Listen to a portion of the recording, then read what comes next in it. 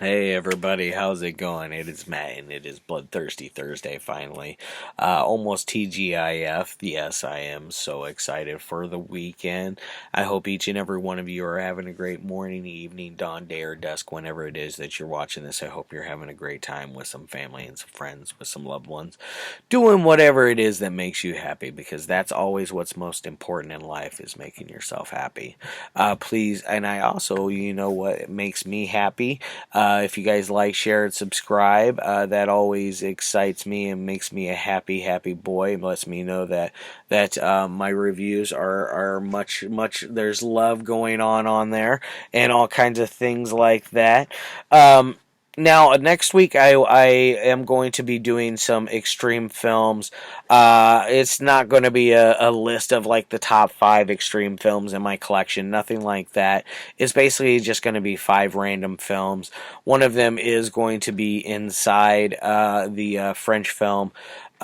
Just because I had a request from Kathleen Holmes that I do a review of it, and so I am going to obviously acknowledge that and do the review, because that is one that I need to do, and one that I haven't seen in a number of years, and it's time to go back and revisit it, because it is such a brutal good movie.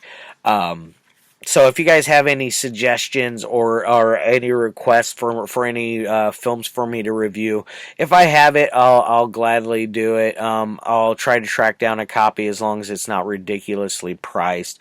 If it's something that's super rare and out of print and it's like hundreds of dollars, don't even bother, because I can't afford that.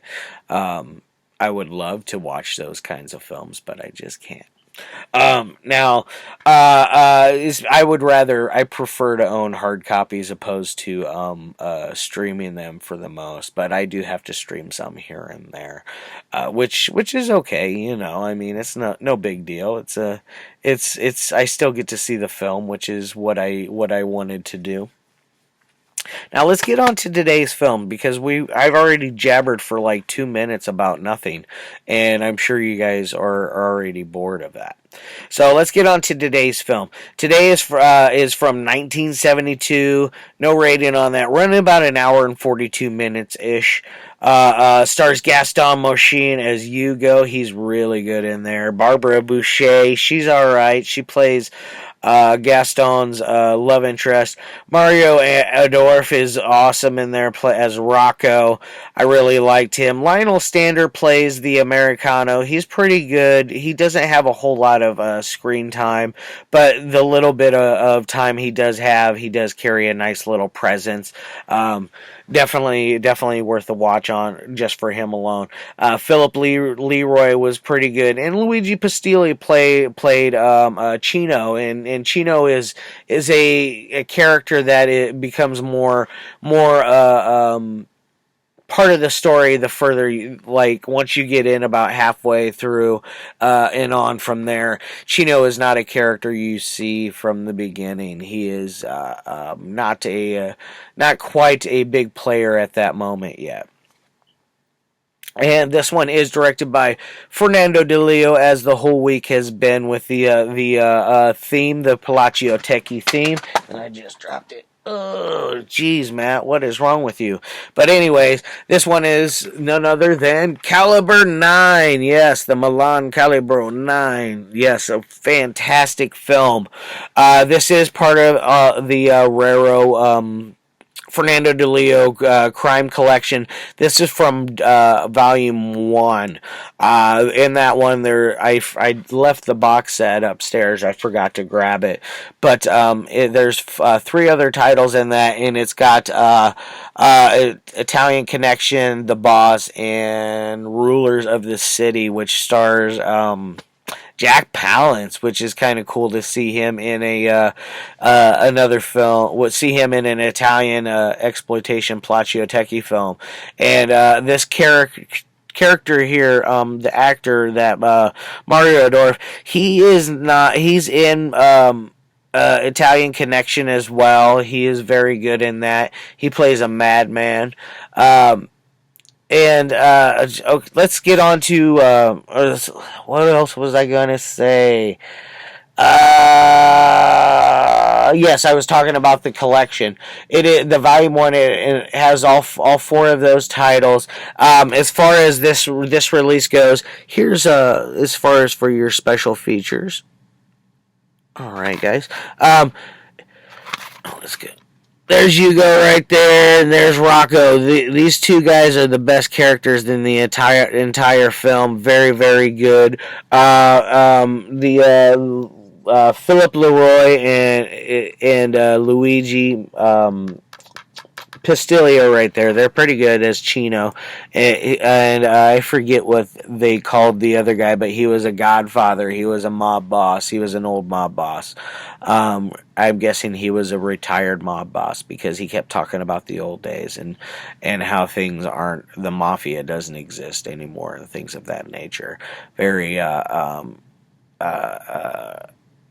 good acting from that guy. Very good acting, I'm gonna say.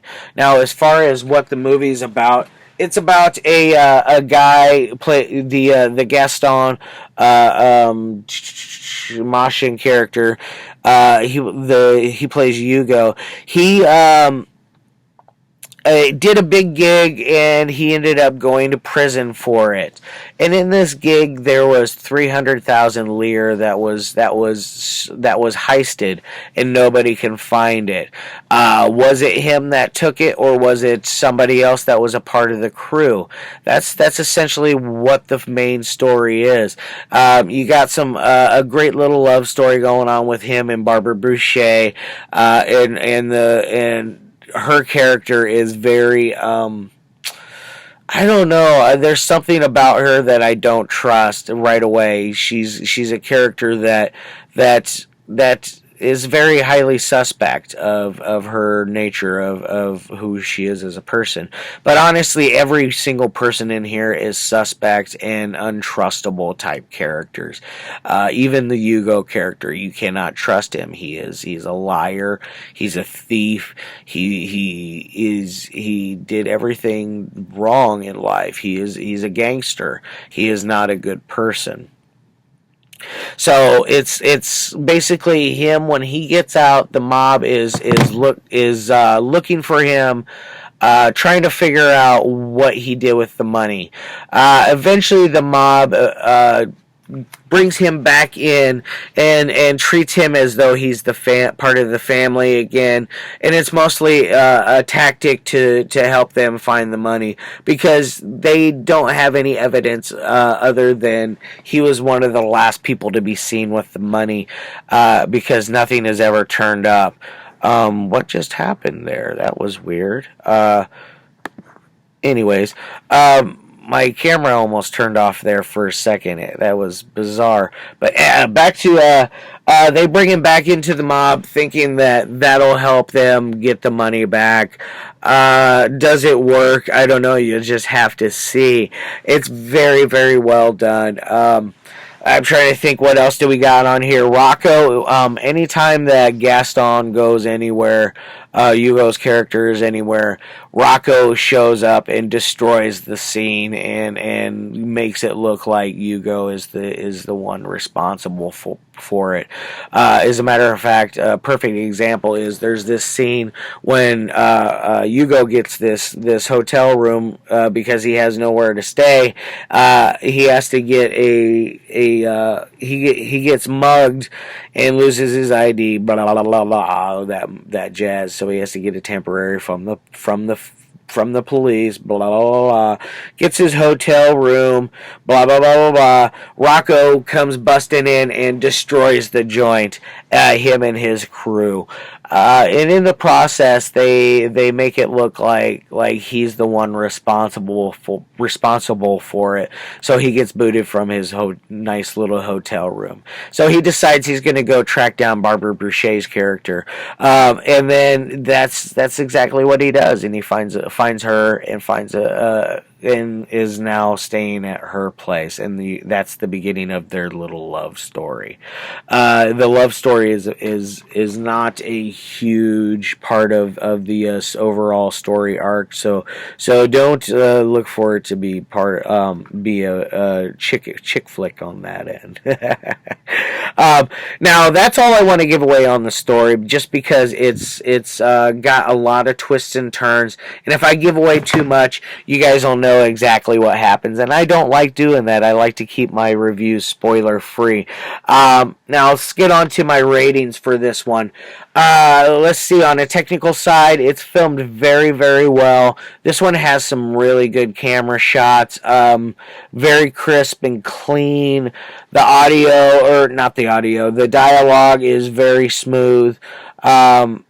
Even if you watch it in Italian or English, they both definitely feel the same. Granted, they're not saying the same exact words, but they both tell the same story. They just tell it in different ways. Very, very good. So I'm going to give this one a 4 on the technical side. Yay! 1 through 5, it's a 4. Now, as far as an entertainment side, this thing is a little slow in places. I will give it that, especially at the very beginning. The first 20 minutes or so are a little boring. You don't get a whole lot of anything going on, but then after that is when it picks up, and it stays. It doesn't let go until the very end. At that point, you just got to get through the first 20 minutes of it. That's my only real beef as far as entertainment side of it. The plot holes, not really too bad. There's a couple here and there. I don't want to share them just because it'll give away key points of the story. I'll let you guys watch it and tell me what you guys think of it. So I'm going to give this one a 3 on the entertainment side. So it's not quite as good as yesterday's, or as the past couple days films. It is still very, very good, and I highly, highly, highly suggest it. And I suggest all of these, each and every one of these films, and you guys go out and collect them. The box sets are very, very cheap. They're both available on DVD and Blu-ray. So don't fret if you're a Blu-ray fan and you don't want to get a DVD. They do have that. Now, what is that? A 7 out of 10? That's pretty darn good. It's above average. I'm very, very okay with giving it that rating.